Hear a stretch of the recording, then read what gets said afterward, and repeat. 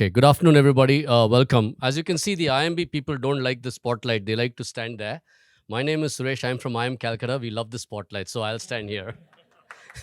And then we'll have the gentleman from IMA who's going to take it a step further and sit down and take all the honors today. Okay. Also, Jacqueline from EDB, welcome to this. I think we've been working with EDB in the past, and thank you for your team and coming here today and being a part of our journey as well. We hope that in many ways, while we've been all working with you individually, that we can use the power of the EDB to do more good in Singapore and outside. But first of all, welcome to everybody. Thank you for being here. I know it was done in like a week's notice. It's Formula One. It's a rainy day. We were really worried, and it's good to see the hall completely packed well before Indian stretchable time, as we normally call it. It's the last time we were here was in this auditorium. The last big event that we had in IIMChat was when Raghuram Rajan was in town, and he was in this auditorium. So we love DBS. We freeload off them quite easily. Well, thank you very much, Piyush, for that, for giving us this.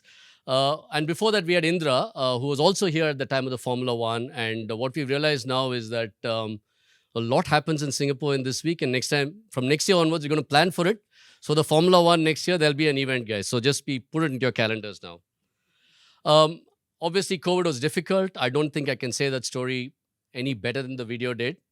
But I think one of the things that happened, I want to tell you the story behind the story, is that I texted Piyush and we were saying, let's use our skill, not just collect money. And that's what led to the Breathe Life initiative. And it all started with a big meeting that Piyush and the High Commissioner and all the organizations, the Red Cross, Temasek, we called one IIT alumni in the DBS main conference room that led us to doing that amazing work. So DBS had a big part to play in it. So thank you, Piyush, once again for that. And a big round of applause because he's really been inspirational. But that's not why we're here today. We're here to celebrate two business leaders that have come out of the institution, our alma maters, come out of the IIM. So we're very proud that we have business leaders who attained or reached the pinnacle of success in business leadership. They share many things in common. There is a Hindi phrase that I will not use, but I don't know whether they are that. But they're obviously from IIM, apparently Ahmedabad. Okay, but they're from IIM Ahmedabad. While Ajay didn't start with Citi, they were at Citi for a long time together, and then they've gone on. They've both been leaders who've talked about reinvented banking as a technology business, and they'll talk more about that. But most of all, for me, one of the things that stands out about both of them is that they have consistently, as leaders, emphasized decency and purpose, not just profit and results. I don't think I need to introduce them. So without any further ado, we're going to have this section in we're going to have this talk in two sections. Ajay and Piyush will talk, and since we started early, we'll get a little bit more time. And then I'm going to ask them a couple of questions which are slightly more personal, but we'll play it by ear and we will see how it goes. So I'd like to welcome Piyush and Ajay. Ajay is the just in case you didn't know, I mean, we all know Piyush, he lives here. Just in case you didn't know, Ajay had a distinguished career in Citi. He then went on to become the CEO and chairman of Mastercard, and now he's the vice chairman of General Atlantic. He's been honored by the Indian government and multiple things. So without any further ado, Piyush and Ajay. All right, thank you. Thanks, Suresh, and thanks for all those kind words. First of all, when you said, two corporate titans, Ajay is one. I was looking to see who the second one was. I thought maybe Suresh you're being... the other thing is, I think your thing was correct. I'm Bangalore and I'm Calcutta. I'm Ahmedabad. All we know is to sit around and get other people to do all the work. We won't go there. Ajay and I go back a long way. So actually, we go back even before Citi. We were together in college and university. He was a year ahead of me. We were together in business school. He was a year ahead of me. And then he just looks older than me, but he's actually younger. I'm better looking than him. No, trust me. Anonymous poll after this. Yeah, hide your good looks under your turban. What can I do? But then we were together at Citi, and then I had the pleasure of working for Ajay. So he came and ran Asia for 2-3 years. I ran one of his divisions for him. Trust me, worst time of my life. But I just, Ingrid said, what will you ask Ajay about? I said, I'd probably ask him why he screwed me in my appraisal. But as a consequence, I know Ajay really well. We work closely together. And I actually cherish the couple of years we worked together in Asia because, some of the things that we did at City in those 2 years, I brought across. Some of the things we weren't able to do, I also came back and, as CEO, I could get things done which we couldn't sometimes get done in City. So go back a long way and I can refer to some of those. But Ajay, I thought I'd, frame this conversation in, 3 parts. The first, I'm going to take you through your Mastercard journey. And I want to do that because your, about 12 years in Mastercard were unbelievable. I mean, it was an unbelievable track record. You created massive market cap and value. But to me, fundamentally, you changed that company. And changing the company in terms of its purpose and mission, what it set out to do, and changing the culture of the company, that's not an easy thing to do. And a company which has scale. So, I sort of think about moving from a cards company to a payments company, but that's one way of defining it. So I want to spend some time talking about that. I'm going to let you talk about things you think are relevant. Then I want to talk to you a little bit about tech. So you dealt a lot with in Mastercard, but the future of payments, but more than that, the new tech that's coming on us, etc. Where do you see it going? How do you think about it? And then third, if you have time, I want to talk a little bit about your new role as private equity. How are you seeing the world as it is today? And therefore, when you think about agenda time, when you think about investment opportunities of the world in the next 5-10 years, how are you guys thinking about it? And from a macro perspective, I think each of these could be interesting to the audience over here. Right?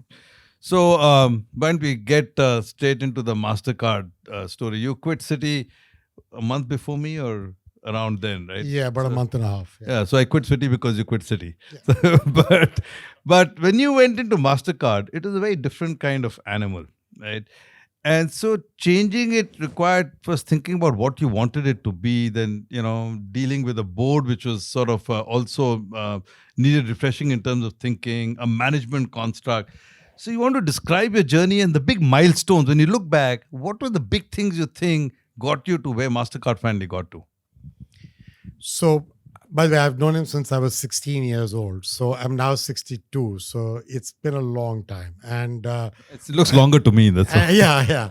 And I was telling someone earlier that one of the best ways to get hold of me, despite my calendar, is to ask Piyush to text me because I will never say no. That's how he gets away with it. And he knows that too. But in return, he doesn't say no to me. So we're equal opportunity abusers of each other's time.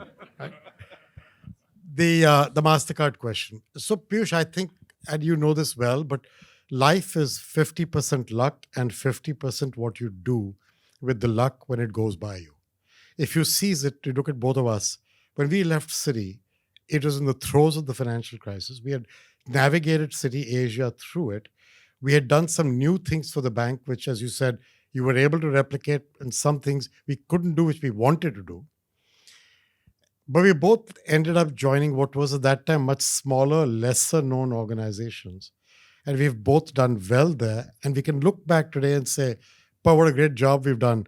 But we both also know that we were lucky to be where we were at the time we were. And then we did things with our luck.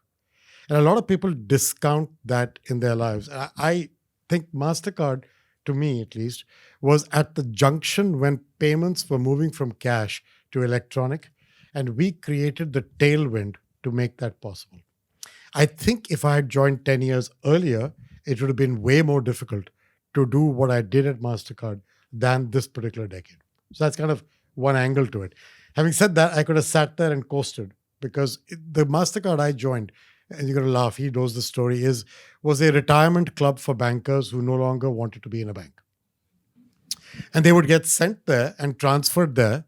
And they would basically come to work at 11 in the morning and leave at 2. It sounds like flexible work, but it basically was no work. And that's what I've been saying to you, Mastercard, all these years. You guys just make a living clipping a coupon on the work we do. Yeah. This is standard. Don't worry about it. Ignore this side of the two guys, right? Just ignore him for a while. He'll ask another question and I'll have to answer. Don't listen to him in between. No heckling is allowed on the stage. So that's rule number 1. So it was a very strange culture of an order taker rather than an innovator or a creator. So if I came to meet Piyush and his people and they said, I want a affluent card, we would say, let's make it a black color, put a diamond on it, cut an edge off, add something, make a stripe on the side. That's what it meant. As compared to what are you actually trying to achieve? Which is this customer base you're trying to reach? Why are you trying to reach them? What's different about them? What can we do to package and bundle that together? What assets can you bring to the table? What can we bring to the table? How can we package it differently, price it differently, market it differently, and distribute it differently? That is not what we used to do. We used to do the first thing, order taker. So we had a cultural issue. We had a cultural issue with the kind of people we had. We had basically 80% of the company was ex-bankers and consultants. We needed bankers and consultants because that was our core SME area, but not 80%. We needed people who would go to new segments. We needed people who went from a tech firm to a small tech, large tech, consumer products, government bodies. We had to sell to new clients, new kinds of products, and we didn't have them. And then we had 75% of our people in the US and 25 outside, although we used to get 35-40% of our revenue already at that time from outside of the US. So we had fundamental issues. And my biggest problem was I walked into the office and I asked who does digital stuff for us. And I met 2 people in the whole company. And those days, the company had only 4,000 employees. So I met 2 who said they did digital. One, and I'm sorry if any of you are legal lawyers and so on, but one was a reforming lawyer who didn't understand the word digital, but had found a way to get out of the legal profession and try and become a business person. And the other was a complete idiot. And so that is not good. It's not a good start. Now, if you went to Mastercard, there's 24,000 people, and 70% of them would say, we are involved with digital some way or the other. So a change from 2 out of 4,000 to 70% out of 24,000 is a big number. Why am I telling you that? Growing the number of people was a big tailwind in my sales to change the culture. Because we're trying to change the culture when you have 4,000 people and you're still going to have 4,000, it's very hard. When 4,000 becomes 24,000, 20,000 people are coming with no expectation of prior culture. And so the ability to use those 20,000 to help drive change was my biggest asset. And so growth was my asset. And that kind of helped a lot. But we changed a lot of things. The kind of people, their profile, their location, their empowerment, the culture of allowing them to do 3 things: to take a risk and fail without getting fired, to take your time over a decision, but not so long that it becomes a vegetable in the decision, and make a decision, take a sense of urgency with you. And the final piece was feel empowered, but then be accountable. Meaning, you want to decide something, you're welcome to take that call, but I will come to you if it's a mistake. And I will expect you to tell me you made a mistake and how you plan not to do it the next time. And if you do it the next time, then you should go work for Visa because it's a better company, right? And they are dying to make mistakes for Piyush's business. So, Ajay, just hang That's on. the sum. So, I mean, I'm going to try and parse it. I'm going to start first with this question of people and strategy. There's this school of thought which says you need to have a direction, true north, do some thinking about where you want to take the company. And then you need to staff and find the people who can get you there. There's a different school which says you find the people and the people will help you figure out what you should do and where you want to go. I think the answer is obviously somewhere in between. You have to do one or the other. But in your case, when you say growth was your asset, I'm assuming that when you went in, your first few months, your first year, the sense of direction, I need to digitize, I need to rethink payments, did you go about doing it yourself? Was the board with you? How did you chalk that up? Or did you just really go and hire some brand new people and start from there? No, so in the beginning, we were not growing. It was 2009 and our revenue growth was 2.1%, and Visa, our largest competitor at that time, was growing at 7%. And 7 was low for them, and 2.1 was low for us. But they were growing at 3+ times our size, with a higher size as well, and their profitability was higher than ours.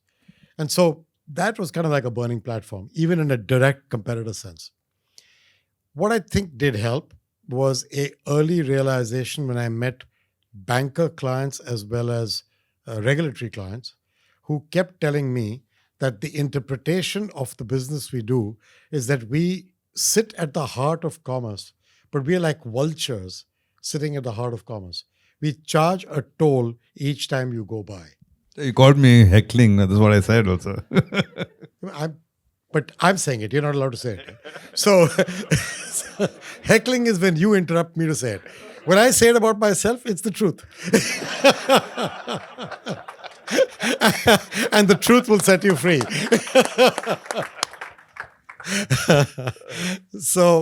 So the problem was that that's what they would say to me. And I would explain to them, what about all the technology we bring, the chargeback capabilities, dispute settlement, fraud management, the fact that, by the way, you as a bank could not be making the money you make on payments if we weren't able to ensure that an interchange system exists, which allows for that benefit to come back to you. How about all that? And they would say, yeah, that too. But you're basically a vulture sitting at the heart of commerce.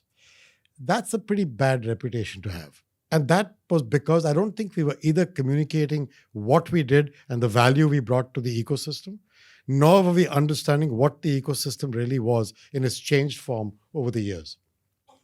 Sitting with regulators and government people, I realized that they had all been told that cash is free and electronic payments are expensive. And that could not be further from the truth. It sounds very sexy to hear it, but it's actually physically wrong because cash is not free. But you had to establish the fact that cash was not free.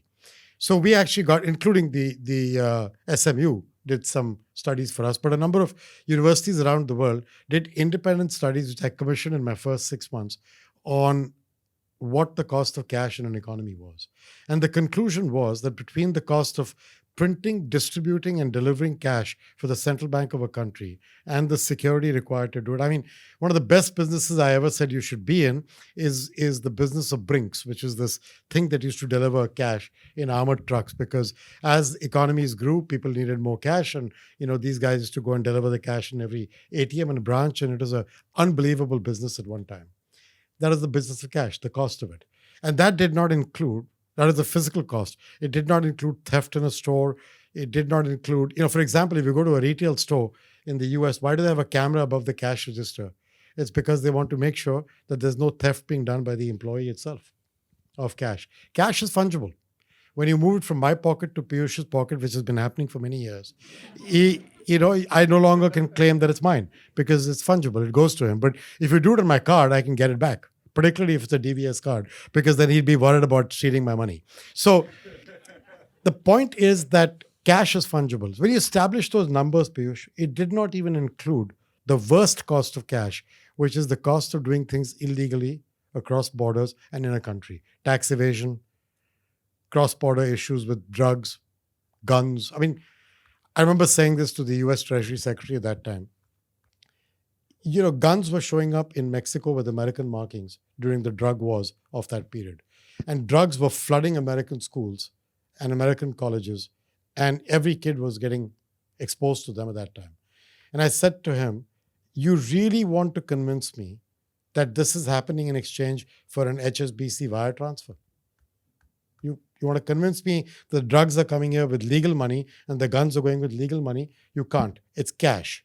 And if you don't support me in the fight on cash, shame on you as a government regulator. And I think that changed the dialogue. We established the cost. We changed the dialogue through independent bodies, went on the warpath about the cost of cash, and reoriented the entire company from competing with Visa and Amex and others to actually thinking about cash as the space that we would play against. And that changed and created the strategic framework that said we need the right technology, the right AI, the right data, the right ability, the right kind of people, the right sales force, the right capabilities. That's, that first 1 year was key. So I had two really important takeaways to me. So first is a burning platform. I think most businesses need that. In your case, the short-term platform was obviously, how you're doing against Visa. But I think the bigger takeaway is this. You got to try and reframe the question. And I think this idea of, are you competing with Visa and Amex, or are you competing with cash? I think that is reframing the question, because that changes your outlook on what is it that you're trying to do, where you're headed to north. In a similar context, one of the things that we did some years ago is, some people heard of it. We came up with this thing called Gandalf. Gandalf is obviously the wizard in Lord of the Rings, but GANALF was our version of the FANGs. It was Google, Amazon, Netflix, Apple, LinkedIn, Facebook. And the idea of putting D in there was DBS can be like one of these companies. But the underlying message for that was our frame of reference cannot be JP Morgan, Citi, HSBC. Our frame of reference must be tech. And so every question got to figure how would big tech deal with it. So this idea of being able to change your frame of reference and what are you thinking about and what is it this thing? I think this idea of competing against cash, to me that was a really powerful part of what helped Mastercard shift. I just want to take that one step forward. Getting alignment around this, right? So whether the board, I mean, you had a board, you had a chairman, etc., had you, or your existing senior management team, or frankly, most of 4,000 you still had that time. How did you go about doing that? Was it just telling people, hey, we should think about cash and they bought it in? Or did you use techniques and processes to try and get alignment around this new North Star?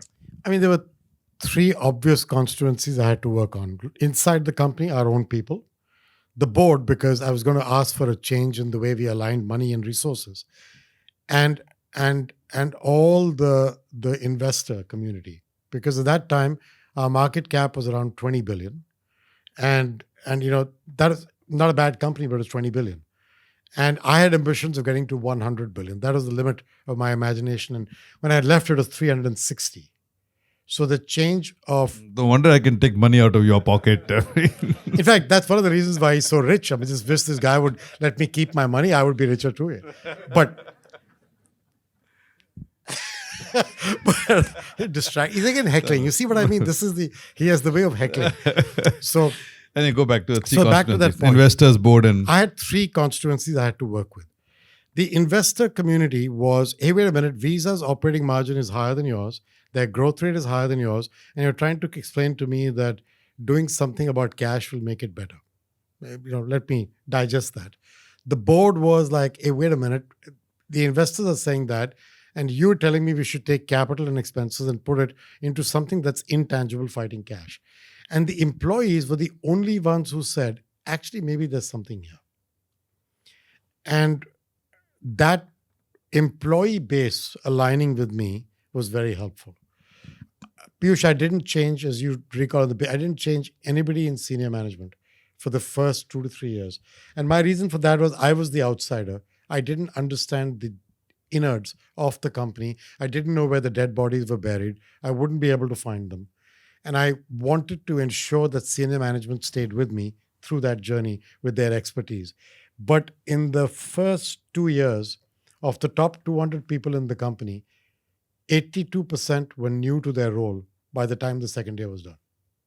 A number of them were from inside the company. Some were from outside, but the change was complete. And the communication for redirecting our energy to cash was greatly enhanced by that group of people, enormously. They were my best help because I put them out in front of investors to talk about why it was important. They were bankers, they were consultants, they were people from a background in regulation, they were people from transportation authorities, they were ex-US trade reps. I had everybody there. And I used to roll them all out to the investors to say, you need to tell them what we're trying to do. Meanwhile, it's not that I took my eye off growing revenue and growing market share in my current core business every day. And that was what I said. I will put 50% of my energy into growing the core, which is debit, credit, prepaid, commercial, grow share and revenue. 25% of my revenue, of my energy, into expanding the client base to include smaller banks, regional banks, transport authorities, governments, digital companies, Apple, Google, Facebook, startups, fintechs, all that. And 25% of my energy into building new businesses in adjacent areas that I felt we had a right to play in. In this case, cybersecurity, loyalty, processing and rewards and that kind of stuff. That last bit was 4% of my revenue the year I joined. It was 38% last year of the company's revenue. And so the change came across those three verticals. Grow the core, half my energy. And it wasn't actually half. I actually don't know how much of my time I spent on any. I was just trying to make a point. And that, half your time should go on this and a quarter on this and a quarter on that. And what I was trying to tell people was no matter which role you were in one of those three verticals and you were important to me. I wasn't emphasizing one over the other. All three mattered to me. And the foundation was technology, brand, data, and people. And that became my mantra for the next 12 years. So the second part of this is I kept saying the same thing. I'm trying to kill cash. I'm going to do it by growing my core, by changing the customers I meet, by growing out new businesses. I will be a multi-rail business. I will launch account-to-account payments. I will not force people to go on one rail just because that's in my name. And just because Mastercard is called card. And I remember saying this very often, Apple doesn't sell apples. And Amazon is actually a river in Brazil, which is more consequential to your life than Amazon, the company. Even though you don't think that today, but you will when climate change is upon you. And so at the end of the day, why should Mastercard be a card? It's just a name. And we should be multi-rail, offer solutions, be choice agnostic, hence the VocalLink acquisition. Hence, the Singapore direct payment system runs on VocalLink's technology. And not to shoehorn people into a card, but to think about their need to meet a payment across their whole life cycle and therefore replace real cash. And last part was I try to tell people, nobody gets up in the morning dying to make a payment. You do because you work at Mastercard. Nobody else does. They get up to go have a breakfast and go out for a movie, go to work once in a while, do some other things. They don't really get up in the morning to make a payment. So we have to realize that we're not, God's answer to the future of mankind in their life. And therefore recognize your role and fit into the ecosystem rather than trying to be the ecosystem. So that is actually very important because that allowed me to feel the importance of a fintech as a partner, a government as a partner, you as a partner, and so on. So again, I'd say two takeaways, which the parallels in the DBS journey are also quite evident. One is this whole thinking about customer journeys. What is the true job to be? What is the customer really trying to do? And how do you actually change your thinking to embed yourself in the customer? This thing, to me, the switch of from cards to saying the customer's agenda around payments needs to be multi-rail, multi-time, multi-purpose, and that's what we're trying to solve for. And by the way, it's not just payments; it's payments as a means to something. That's what we're trying to solve for. I think there was a big shift in the thinking of Mastercard.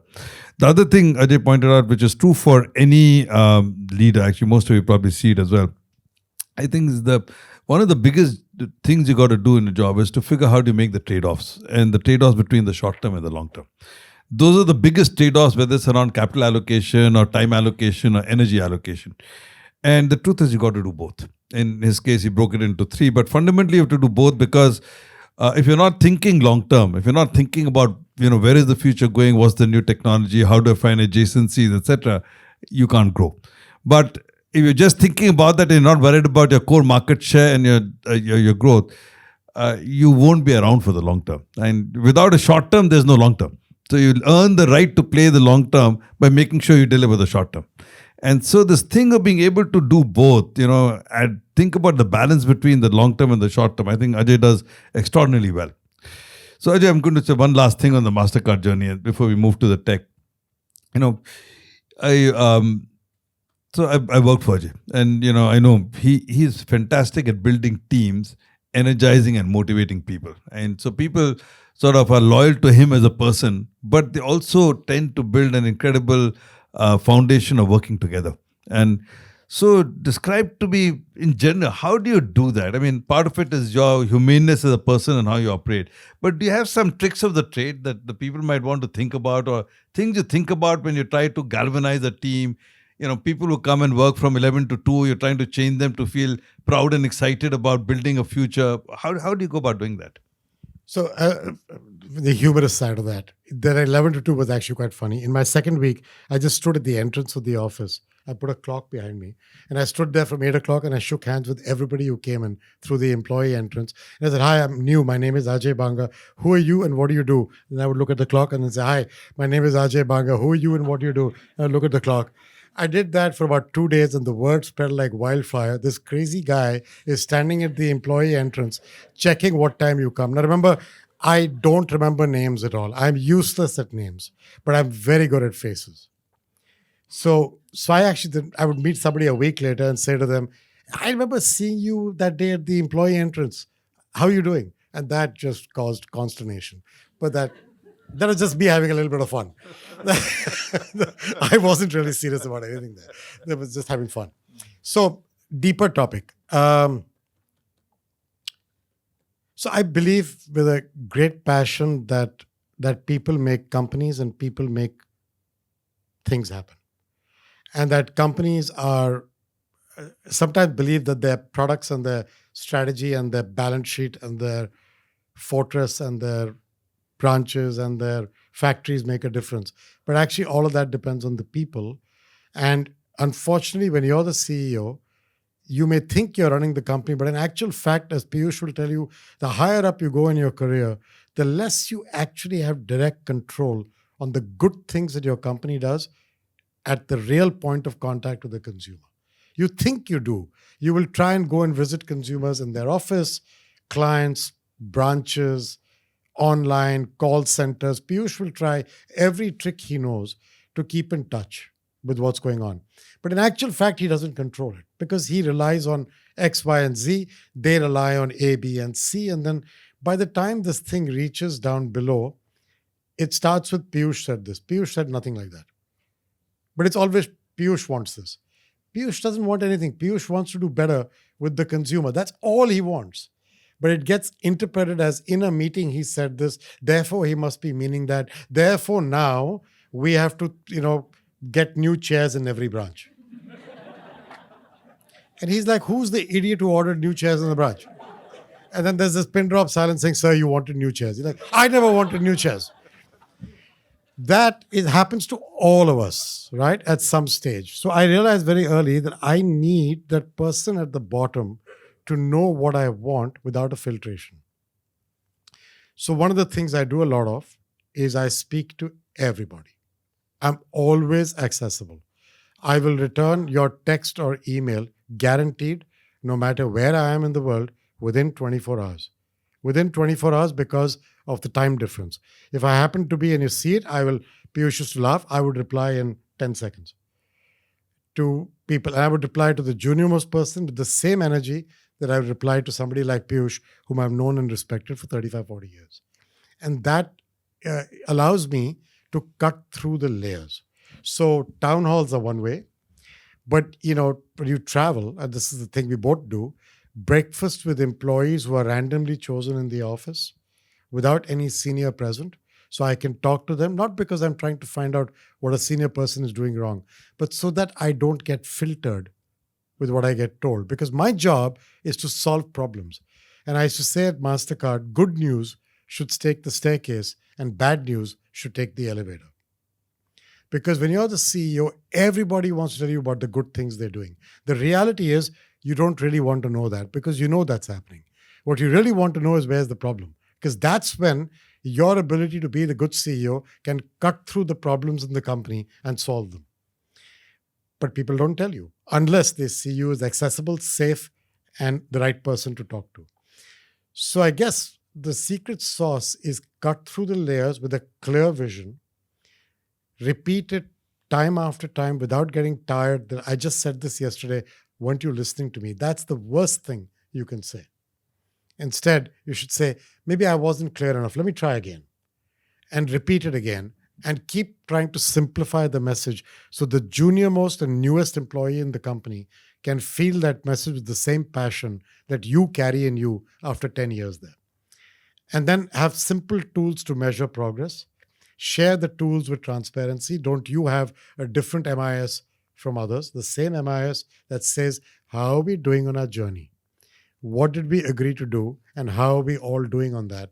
And then align incentives and comps to that. And by the way, get out of the way a little bit. Celebrate other people's success as against making it about yourself. I encapsulated all that in something that I call DQ, which was, again, I have a slightly mad sense of humor, as you can make out. But I was sitting up in a town hall one day, about 2 or 3 years into it. And my wife, her name is Ritu. And she said to me the previous evening in a completely out of context conversation, we were drinking champagne. And she said, you only pop champagne when you're happy. When you're sad, you never drink champagne. You will drink whiskey or rum to drown your sorrows. Or when he and I were growing up, certain unmentionable liquors which we used to drink, which were much cheaper, right? But you never actually open a bottle of champagne to drown your sorrow. So champagne equal to happy, bubbles equal to happy. In the same way, I was trying to explain to people this philosophy of dealing with people as equals and level playing field and hand on the back and not in the face and being there for your people and, supportive, the things that you and I care about every day. And it's very hard because people ask you crazy questions and you can't answer them. And I say, when I was young, there was a thing called IQ, which determined whether you were successful or not. And, Piyush's IQ is much lower than mine, and he still is a success, right? So clearly I had to find another explanation. So my second explanation was EQ. And EQ was the emotional quotient, which is we couldn't choose our bosses and our colleagues, but we had to get along with them and find a way to navigate good and bad times. And I said, now you need your DQ, which he exhibits 500 times a day, which is what we call decency quotient, which is bring the right side of you to work. Bring your heart and your mind to work. Be there for people. Be demanding. Don't be kind. Don't be nice. Be fair. Be transparent. Be demanding. But always show them that you're on their side. And if you can do that well, decency is a word like champagne. It cannot be misinterpreted. Champagne is happy. Decency is good. Which part of decency can be interpreted as being a bad word? Every other management philosophy has two sides to it. Oh, you have a tough rating system. The good side is good people shine. The bad side is they get fired. Okay. Tell me the tough side of decency. There is none. Decency means you have to set the example. So it became IQ, EQ, and DQ as a way of speaking about what I thought were characteristics of leaders. And very good. So hand in the back, not in the face. I like that. So decency quotient. Okay, Ajay, switching on to this notice whole... he didn't react to IQ. Just, The first, my turn to heckle. the fact that you claim your IQ is more than me means you don't get everything right. Okay, moving to the tech questions. In Mastercard, and you spend a lot of time, including cybersecurity. You talk to some of the big gurus. You have your own views on where the world is going. How do you feel about tech and the use of tech, both for payments, including payment rails, but blockchain, crypto, other payment types and payment forms? And then second question, how do you feel about just embracing technology? What are the risks and dangers of where we are going as mankind and civilization? So, I think that digitization is an enormous trend that is not going to get reversed. Whether it's how many people are connected by smartphone to the internet, and I've read numbers that vary all over the map from 75 to 80% of the population, whatever it is, of 7-8 billion people. That's a lot of people, and it's all happened in the last 15 years. Whether you think that the IoT is real or not, I think you should think it's real because it's coming to a town near you. And it's here. Cameras are connected, phones are connected, your running sneakers are connected, your watches are connected, jerseys are connected. At a point of time, glasses were connected. There'll be a day when Piyush and I he'll be able to steal money from me just by rubbing his forehead, right? That's the new R&D at DBS, how to steal money from Ajay by rubbing my forehead. So why am I saying all that? Don't think it's unreal. It will come. The idea of being able to bump something and transfer money will come.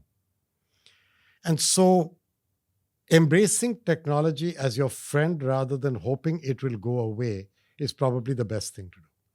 Once you do that, then the question becomes, how do you do it in a good way and a responsible way? And to me, the best part about technology is that it takes away the barriers to access and affordability that incumbency has given people like us in our old jobs and current jobs, where we were there before somebody else. And access and affordability, meaning, you cut, if you're a guy with, I don't know, Piyush, how many branches do you have now? Increased now. We bought 600 in India, so 800 or so.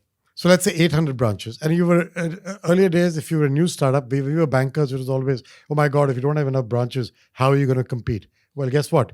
You can now with technology. You may not be able to do all the things that you can do with 800 branches. You may not be able to do them as well with 800 branches. But 800 branches cost a lot of money to run as well. And so access and affordability have changed with technology. And the last part is that entrepreneurial energy is abounding among young people. And the technology that allows for remote working allows you to expand your talent pool to places you could never have gone earlier. And the globalization of capital movement has taken away the benefits that the US and Europe enjoyed for a long time as being the places where most capital got deployed, to places like ASEAN being seen in its own right as a true opportunity for many companies and businesses for the coming couple of decades. And so technology and its movement and the free flow of technology and capital to me has changed everything, and embracing it is the right way to do it. Now, this technology can be applied for education, health, financial services, and climate, which to me, those four things are the four crises of our country, of our companies, of our world, of our citizenry today. And that is because all the world's problems are on three sides of a triangle. One side is the trade-off between one and many. That's the inequality-equality issue. It could be caused by your gender, by your ethnicity, by being born on the wrong side of the tracks, by, whatever be your issue. The inequality shows up in education, health, and financial access. But it's inequality. The second side of the triangle of problems is the trade-off between humanity and nature. And that's now the green trade-off. And there's so many subsets to it: hydrogen, batteries, lithium ion, concentration, environment, drinking water, all that good stuff. And the reason that two sides of a triangle don't fall down under their own weight is because the bottom of the triangle is what's keeping them supported. And that is the trade-off between long-term and short-term, what Piyush was talking about just a short time ago.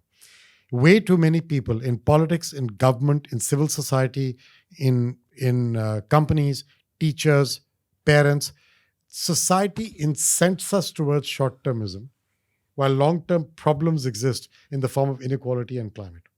So to me, technology and digitization and the IoT and 5G and 6G and AI and its ability to be used well, the operative word is well, can impact education, health, financial services, and climate.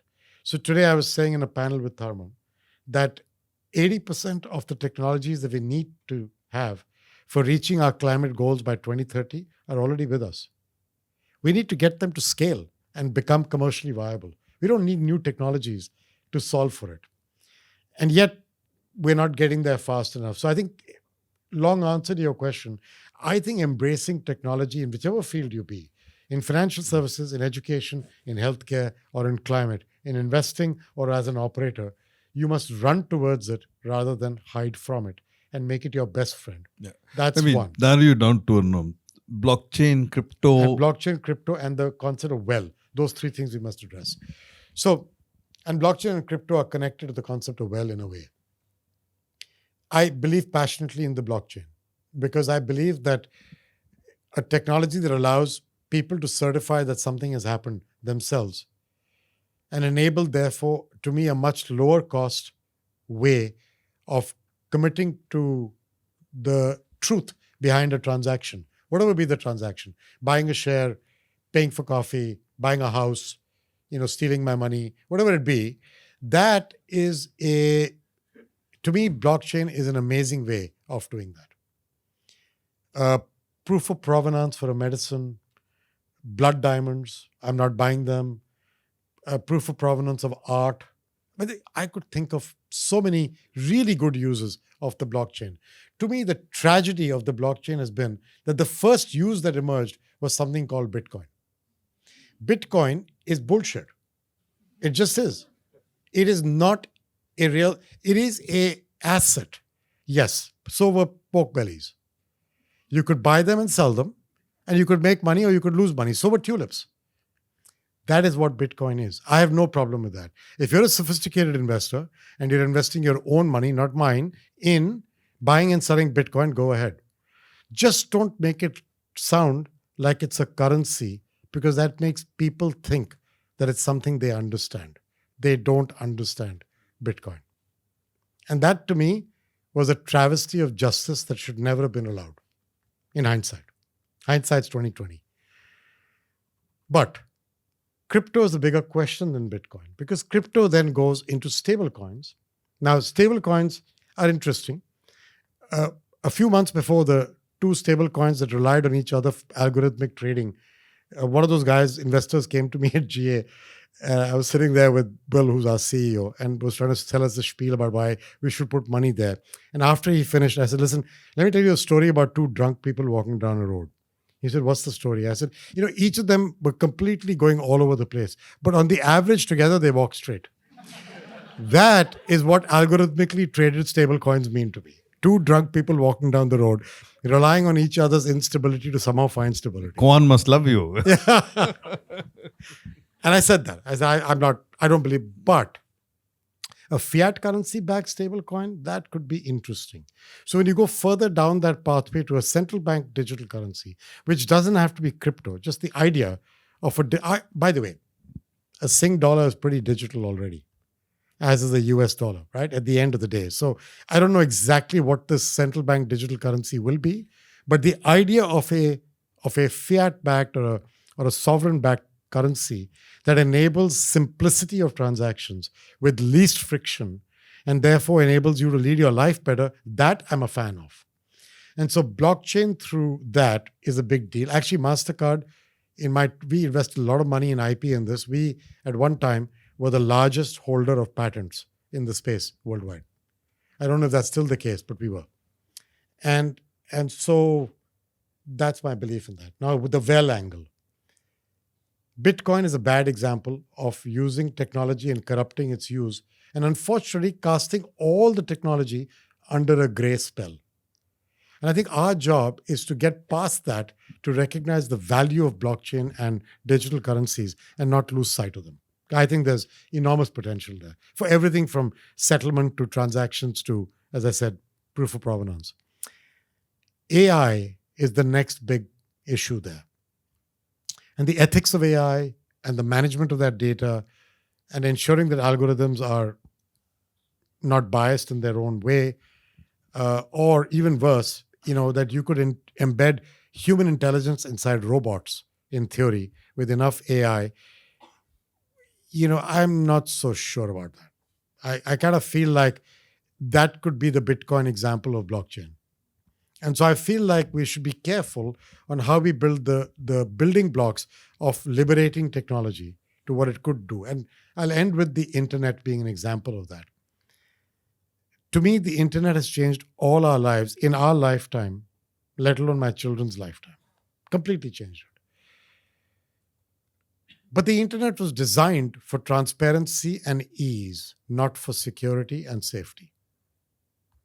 And unfortunately, when the internet became ubiquitous, security and safety have become the single most important issue that the internet has to deal with, and therefore privacy, because bees come to honey and the internet has become a very large pot of honey. And so I think we've got to make sure that the technology, the internet, now we don't do student body right. And because of safety, security, and privacy, we don't stifle the capacity of global data flows, of the use of the internet, the transparency it creates, the values it brings. Because of this issue we are worried about, we do it the right way. That's kind of... Very helpful. Ajay, I'm going to blast this thing before I throw it over to Suresh. From a GA perspective, as you're looking at inflation, rates going up, geopolitics, how are you thinking about the investment universe?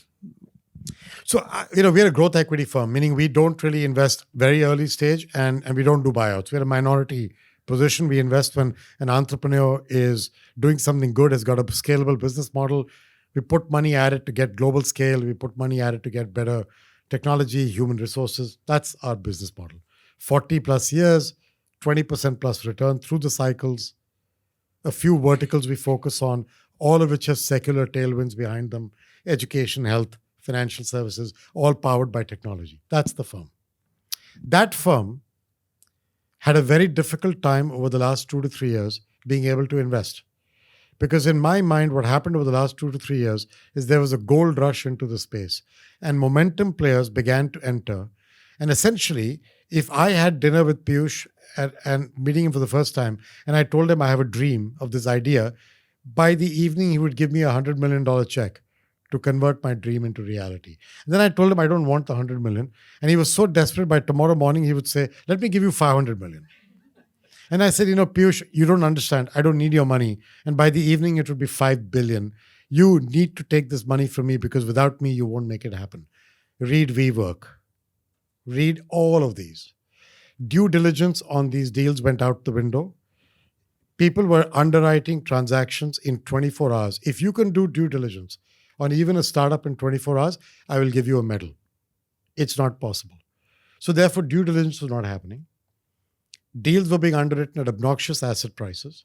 Liquidity was free and chasing yield. And that was a tough environment for a company that believes in due diligence and size and scale. And so we actually had a lot of powder kept dry over the last couple of years. And now we're in a much better position to step in, where I believe that private markets will adjust slower than public markets, but they're beginning to adjust. And now all those players who were doing no due diligence deals and, give me a dream, I'll give you 5 billion, have all backed off. And so entrepreneurs are also becoming more picky about who they take as an investor. And limited partners, LPs who give money to us, are becoming more picky about whom they give their money to. I think a company with 40 years of track record will come out well. There are mothers like us. Why I'm trying to say all this is, from GA's point of view, we actually think this could be an outstanding coming decade of opportunity. Outstanding. All right, Suresh, all yours. Sure. Thank you very much, Ajay and Piyush. I don't know for I all just the want you to IIMA know people. that the IIM Cal guy is getting a chair, but Yeah, I was just going to say, chair. this is the IIM Calcutta chair. But I don't know what they thought you and IIM Ahmedabad, but they clearly taught you how to make jokes. There is one thing I will say. It's called CP, class participation, for which we were actually given marks, which you never got. Well, in IIM Cal, we never went to class, right? That's why you're ideal for today's workforce. He's going to write me a check at the end of this from GA. But I think there's one thing I did want to mention, and this is quite an amazing thing that I've seen about several CEOs, whether it be Piyush, Ajay, whom I was introduced to only this week, Indra 3 years ago. You send them an email and you actually get a response within 2 or 3 minutes, most of the time. And that ability for I had never met Ajay. I do know Indra. Piyush, I can send him. He was in London on holiday. I said, I believe Ajay is in town. Can you get him? Within a minute, you get a response. And that's a fantastic thing for me because, when a leader is actually responding to anybody who comes in, it is truly humbling to see that. And thank you both for being that. I want to focus not so much on the business, but a little bit more about difficult moments in crisis, because I think, not everything in life is an upward trend. And one of the things I wanted to ask the two of you is, as leaders, you sometimes go through a company crisis or a world crisis, right? DBS has an outage, Mastercard has gone down, Indian government Mastercard doesn't have outages. Mastercard's asked not to operate or issue cards in India. And I'm just saying, this is the difficult moment, right, for leaders. When you have to wake up in the morning and you have to face this, what goes through your mind? You have to get the result. Is it profit? Is it people? Is it your stakeholder, as in a shareholder, your customer? So that's what kind of stuff goes through your head when you face those moments? And to both of you. Well, first of all, I don't go through crisis. I don't know how to answer this question. But, I have 3-4 things. Number one, you got to first protect the people. To me, the people who are the core face, the people that are going to be demoralized, they're going to be panicking, they need to figure, probably get fired, what's going to go wrong. Shit happens. And you got to recognize shit happens. You got to protect the people and you got to make sure they recognize, you understand these things happen. It's not the end of the world, right? So to me, number one. Number two is handle the comms. Half the problems happen because the spin people put on it. So there's an external constituency out there, whether it's the media, whether the investor, regulators, MAS, they all, wanting what the hell's going on. So make sure, because that's half the battle. You take care of that and keep them off your people's back so people can focus on the things that need to get done. Then the third, this thing comes a little bit from preparation and a little bit from being this thing. You got to break down the problem. And we break down problem and figure what is it that can be done and what are the choices and options you have. I think preparation matters. That's why I'm a big believer in thinking about what can go wrong and what would we do. Because sometimes in the fight or battle, you don't think of these things. So preparation happens. If you thought about what kinds of situations, what kind of contingencies, and what can you do, then it's easier to roll out an approach. I'm talking about a business crisis. But I think on a personal level, I think one of the main things that you need to learn is tenacity. Like I said, life is ups and downs. You go have a trajectory, but there is nobody who hasn't gone through downs in life. So the question is, do you have the tenacity and the fortitude to see through the down cycles, because the up cycle will come. And so how do you make sure that you stay rooted and grounded and don't, fly around like a plucked chicken? Because the tenacity pays off, I think, in the long term. So all those, and I think I was going to say resilience, and he's calling it tenacity, exactly that, because resilience is a characteristic of a good CEO. So when that crisis is happening, if Piyush or I are walking around looking like it's the end of the world, the whole company will get demoralized because they will think that it is the end of the world. But if he's able to walk around knowing that he's dealing with a problem, but confident that he will get things done, it'll show in his body demeanor, it'll show in the way he speaks, it'll show in the way he communicates, it'll show in the way he manages people. And I think that is his strength. And that's the strength of a good CEO. The calmness in the storm, to be able to think with clarity about cauterizing the current problem, but then thinking through what are my options and how do I make sure I get past this carefully. And that leads to the idea of being good to your people. So, when COVID hit in the US on March 13th, 2020, I had just 20 days earlier announced that my successor was going to become the CEO-elect on December 31st. Mm-hmm. That's tough for the guy and for me. Here, this is 20 days earlier. I announced he's going to take over from a guy who's been there 12 years and has taken the stock from 20 to 360. And then the world shuts down on 13th of March. And a lot of people, including my board, came to me and said, maybe we should delay this. And I said, absolutely not. Mm-hmm. We will not delay it. He and I will work together through this period, whatever it takes, and we'll come to work together and we'll be our bubble and we'll make it happen. I was at office every single day from the 13th of March till the 31st of December. Every single day physically with him. And we worked together through it. And the first thing we told our employees was, we are here in the office. Don't worry. We're sitting here in the office. We did Zoom calls with me in my room and him sitting next to me in my room. So people knew it wasn't a background. And I used to walk up and shake the window to show them that it's not an artificial background. And I told them, I guarantee you all one thing. So long as I am here, your jobs are safe. Now, all that I'm saying is, obviously, if you do something wrong or unethical, I will fire you. But because of COVID, you will not get fired. So focus on the customer, focus on your partner, focus on your colleague and all that. Don't worry about your job. That's the point he started with, which is kind of protect the people. What do you mean by protect the people is you make them feel that you're here. This is the DQ idea.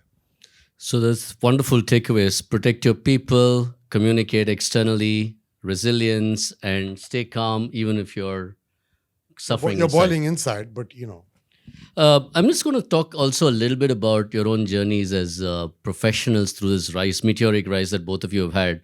And Piyush, I know you've shared the story with me and in His several. was a slower rise than mine. Don't call it meteoric. I took my time. This guy, he did it all in 5 years. Okay, we'll just say cometic rise and a meteoric rise. We'll separate the two. And Piyush, I know you've shared the story in several entrepreneurial forums as well. It isn't always like that. A lot of people out here are mid-career professionals. You go out, you make changes. You made some change that, you're not always a banker. You went away. And how does that feel to kind of go through that and again bounce back, come back and say, hey, I can get back onto that trajectory? Because you left banking at one point of time. Well, I set up a .com, and the .com was a .bomb in like 3 months. Right? So the time I started in March, NASDAQ crashed in April. My funding disappeared in May. So but back to this. I spent the next 4 months placing out the 100 people I'd hired. And I was fortunate because in 2000, you could still find jobs for people. 2001, jobs were gone. So I spent 4 or 5 months just trying to make sure I could place people back because they joined me because of me. And it was a tough period because, I got rattled. I didn't know what to do. I had opportunities to go back and do more. I got people asking me to set up a BPO. If I'd done it, it would have been good timing in 2000. Jerry Rao, if you remember, he asked me to come and take over this emphasis from him at that time. But I was rattled. And so to me, the first thing was, go back to anchor myself. So I went back to banking. Now, interestingly, in hindsight, I got 2 or 3 big things out of that. A lot of people think I got technology, which is good for my CV. I tell people I did an internet company. They all think he knows something about technology. All I was doing was setting up, infrastructure, getting offices done and civil works and so on. So there's no technology. But the 2 things I took away from it. Number 1, I changed my approach to work. Till then, in my 30s, this whole thing was about the rat race. How do you get ahead in the career ladder? I was doing well. I was, doing well at Citi. I came back because I figured, I enjoy banking. And of all the things I've done, this turns me on. I think I enjoy the space. I think I'm a good banker. So I came back because of my enjoyment and love for the job. And when I came back, my principal thing was I've got to make impact in the job I do. I stopped hankering for what does it do for me. And that was a fundamental shift in my approach. The second thing I took away from it was just an appetite for risk. Once you've been there, I'd taken my wife, I had 2 young kids, I'd seen the bottom of the bottom, everything had collapsed. So when it's got that bad, it can't get worse. So anything from there becomes a much easier thing to deal with. So my appetite to take risk improved. And frankly, that's important because most of us in our generation, risk-taking ability in India in particular was pathetic. You came from middle-class families, you had to get a good job and get a salary because you couldn't do anything else. But that changed my view on risk, on what you could do and what kind of risk you could take. So you get some positive. Now, this is Monday morning quarterbacking, looking back. At that time, I didn't see these upsides. In hindsight, there were some upsides. But it goes back to resilience. As long as you have faith in your abilities, and as long as you can think about, doing stuff that you're good at and enjoy, I think you can make a go of it. So. And you've never had any setbacks, quite obviously. Because Well, he had many setbacks. He spent 15 years trying to be a consumer marketer. He got pretty stoned out of his office in Bangalore, not stoned this way, but stoned that way. He came to Citibank because nobody has gave him a job. Then I do have one question, Piyush. I recognize you have a call at 2:10 and we are running close to 2 o'clock. And both of you are immigrant leaders. You made successes in countries that were not your own. What is the experience like in terms of fitting in terms of making you ask Ajay that question. I think Ajay's done an extraordinary job. And I think this is not very only important because in we are- Asia and Asia is Asian. This thing is somewhat either. He's done an extraordinary job doing this globally and in the US. And in the US, with his turban and his beard, he looks very different from everybody. And in an environment where most people look at him and think he must be a, Afghan... Osama bin Laden. I've been called Osama bin Laden. So in that climate, to be able to get the credibility he's been able to get with government, regulators, people, it's extraordinary. So maybe you want to describe that. Actually, I was called Osama bin Laden after he was officially killed by the US. And I tried to explain to this guy that you do realize that the guy is dead and I'm alive and you can touch me. And he said, I don't believe but that. there are It's some fake real news. insights, Ajay, that I think is for the community because how much do you fit in? How much do you kind of stand out? How much do you... I think you have to be comfortable in your own skin. And that's important. Having said that, if you think, therefore, that everybody else should bend over to understand you, don't expect that. So be comfortable in your skin, but be willing to reach out to the other so that they can understand you and in turn you can understand them. So if you want to go sort of lead your life almost like you were in that village in India where you came from, and you want to transplant that and not integrate into what it means to be in the US, that's not going to work very well. But if you're willing to integrate and yet be respected for the fact that you're different, you have habits, you have food, you have culture, you have art, history, music. People accept that. You walk onto Fifth Avenue in Manhattan, and there's the first time I remember I moved to the US, I'm walking around, and I see all these people wearing lederhosen and walking around, drinking German beer on the street. What the hell's going on? Turns out it was a German Day Parade. And the next week was a Greek Day Parade. And the week after that was an Indian parade with these 5 Sikhs with panch piaras walking down the center of this thing, wearing underwear and hair. I'm like, That's what Americans thought. You guys wear underwear and walk around. I'm like, no. Let me explain this to you. But that when you go through that, you realize that the country accepts you if you are comfortable in your skin, but you want to be a part of their society and yet be who you are.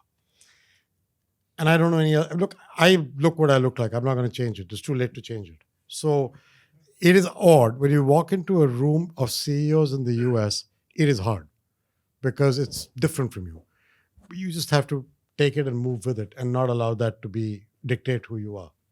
The average American, 99% of Americans care deeply about respecting you for your diversity.